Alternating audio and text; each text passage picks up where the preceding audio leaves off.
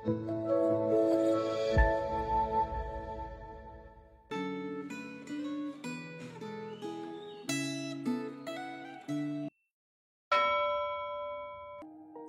saudara-saudara yang terkasih di dalam Tuhan. Pernahkah kita menyadari bahwa tidak semua yang mengatasnamakan firman Tuhan sungguh-sungguh berasal dari Allah? Sejak dahulu hingga sekarang selalu ada berita yang tampak manis didengar. Tetapi sesungguhnya itu menyesatkan dan menjauhkan kita dari kebenaran firman Tuhan. Hari ini perenungan Gema mengangkat sebuah tema, waspada firman palsu. Sebuah perenungan bersama yang menolong kita untuk tetap berpegang teguh pada kebenaran firman Tuhan. Meskipun kebenaran itu terasa pahit dan menegur hati, tetapi hanya firman Tuhanlah yang sanggup memerdekakan hidup kita. Mari sebelum kita mendengarkan perenungan Gema hari ini, terlebih dulu kita berdoa. Ya Tuhan, pada saat ini kami datang ke hadapan-Mu. Beri kami hikmat dan kerendahan hati untuk membedakan manakah suara yang berasal daripada-Mu dan mana yang bukan dari-Mu. Tolong kami supaya kami terus berpegang hanya pada firman Tuhan yang benar. Di dalam nama Kristus kami berdoa. Amin. Saya bacakan firman Tuhan dalam Yeremia 28 ayat 1-3. Kemudian disambung ayat 15-17. Pada tahun itu di awal pemerintahan Sedekia, Raja Yehuda pada bulan ke-5 tahun ke-4, Nabi Hananya bin Asyur yang berasal dari Gibeon berkata kepadaku di rumah Tuhan, di depan mata para imam dan seluruh rakyat. Beginilah firman Tuhan semesta alam, Allah Israel. Aku telah mematahkan kuk Raja Babel. Dalam 2 tahun ini, aku akan mengembalikan ke tempat ini semua perlengkapan rumah Tuhan yang telah diambil dari tempat ini oleh Nebukadnezar, Raja Babel, dan diangkutnya ke Babel. Ayat 15-17, lalu kata Nabi Yeremia kepada Nabi Hananya, dengarkanlah hai Hananya, Tuhan tidak mengutus engkau, tetapi engkau telah membuat bangsa ini percaya kepada dusta. Sebab itu, beginilah firman Tuhan, sesungguhnya aku mengusir engkau dari muka bumi. Tahun ini juga engkau akan mati, sebab engkau telah memberitakan pemberontakan terhadap Tuhan. Nabi Hananya pun mati pada tahun itu juga di bulan ke-7. Amin. Kemunculan pemberita firman palsu tidaklah mengherankan. Sejak dahulu sudah bermunculan nabi-nabi palsu yang menyampaikan berita palsu yang bukan dari Allah. Mereka mengarang pesan firman Tuhan untuk menarik minat orang banyak.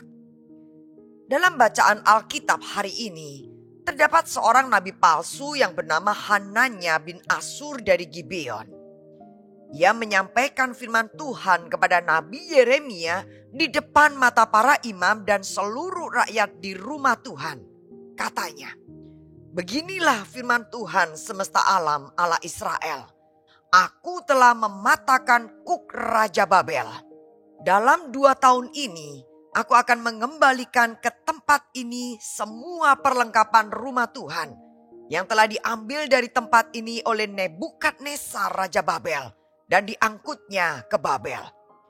Juga Yekonya bin Yoyakim Raja Yehuda dan semua orang buangan dari Yehuda yang dibawa ke Babel akan kubawa kembali ke tempat ini. Demikianlah firman Tuhan. Sungguh aku akan mematahkan kuk Raja Babel itu. Saudara, pesan yang disampaikan Hananya ini adalah pesan yang bertolak belakang dengan pesan yang disampaikan Nabi Yeremia. Namun pesan yang disampaikan oleh Hananya itulah yang ingin didengar oleh orang-orang Yehuda yang tidak mau menaati Allah dan tidak mau mengakui dosa-dosa mereka. Bila mereka mendengarkan pesan Nabi Yeremia, seharusnya mereka merendahkan diri, bertobat, mengaku dosa, dan menerima hukuman Allah. Namun kekerasan hati membuat mereka tidak mau mendengar pesan yang disampaikan Nabi Yeremia, tetapi memilih untuk mempercayai nabi-nabi palsu seperti Hananya yang sampai berani mematahkan kuk yang dipakai Nabi Yeremia di depan mata semua orang untuk menegaskan pesan yang ia sampaikan. Nabi-nabi palsu seperti Hananya dan semua pemberita firman palsu adalah orang-orang yang sama sekali tidak takut akan Allah. Bahkan dapat dikatakan bahwa mereka adalah orang-orang yang dalam tanda kutip lancang, yang tidak sungkan dan sama sekali tidak takut memutarbalikkan kebenaran firman Tuhan. Dengan sepenuh hati mereka melakukan ini dan itu untuk mendukung pesan yang mereka sampaikan agar dipercaya orang banyak.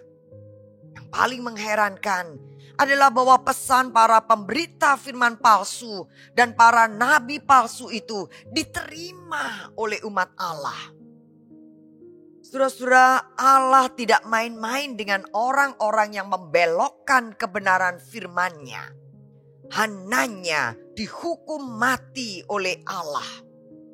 Saudara-saudara, kita pun harus waspada. Kebenaran biasanya rasanya pahit, tetapi memerdekakan. Sedangkan berita palsu terasa manis, tetapi menyesatkan. Apakah Anda telah membiasakan diri untuk berpegang pada kebenaran yang dilandasi oleh ajaran Alkitab? Mari kita berdoa. Tuhan, terima kasih karena Engkau mengingatkan kami untuk selalu waspada terhadap berita palsu yang bukan berasal dari-Mu. Tolong kami agar hanya berpegang teguh pada kebenaran firman-Mu, sekalipun itu terkadang tidak menyenangkan hati kami. Jadikan kami umat yang setia dan taat kepada Kristus, Sang kebenaran sejati. Dalam nama Tuhan Yesus Kristus kami berdoa. Amin.